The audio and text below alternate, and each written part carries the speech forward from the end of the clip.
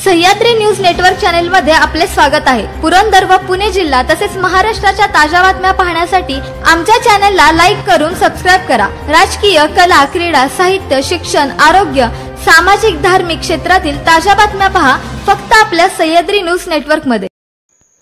नमस्कार, Sahyadri news network मध्ये स्वागत आहे। मी हनुमंत वाबळे। पवारवाडी परिसरातील बाहेवळण मार्गावर बस आणि कारच्या अपघातात एक जण गंभीर जखमी। पवारवाडीहून सासवड शहरात प्रवेश करणाऱ्या वाहनांसाठी असलेल्या बाहेवळण मार्गावरील चौकात अपघातांची मालिका सुरूच आहे।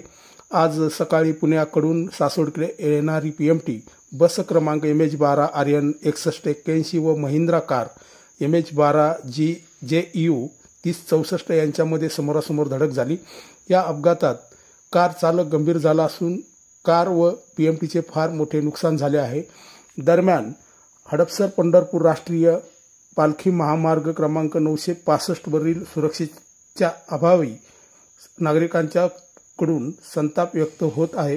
झेंडेवाडी फाटा जेजुरी तसेच जेजुरी ते नीरा मार्गावर अनेक अपघात होऊन जीवित व वित्तहानी झाली आहे। तरी देखील महामार्ग प्राधिकरणाचे अधिकारी याकडे डोळेझाक करीत असल्याचा आरोप नागरिकांच्याकडून करण्यात आला।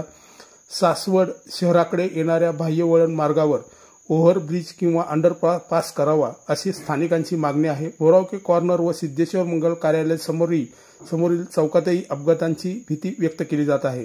अपघाताची माहिती मिळताच सासवड पोलीस स्टेशनचे अधिकारी व कर्मचारी घटनास्थळी दाखल झाले।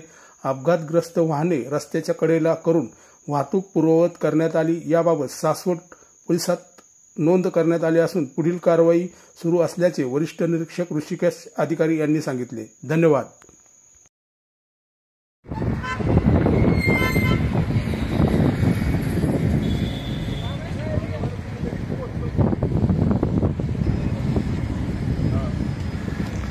नमस्कार, सह्याद्री न्यूज नेटवर्क मध्ये आपलं स्वागत आहे। आज आपण या पवारवाडी पुढील बाहेवळण चौकामध्ये आहोत जो सासवडकर मार्ग जातोय।